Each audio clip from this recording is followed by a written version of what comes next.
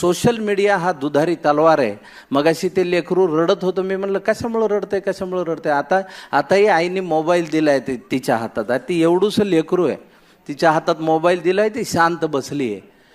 हे दुधारी शस्त्र आहे. या सोशल मीडियामुळे आपले सगळ्यांचे कान हलके झालेले आहेत.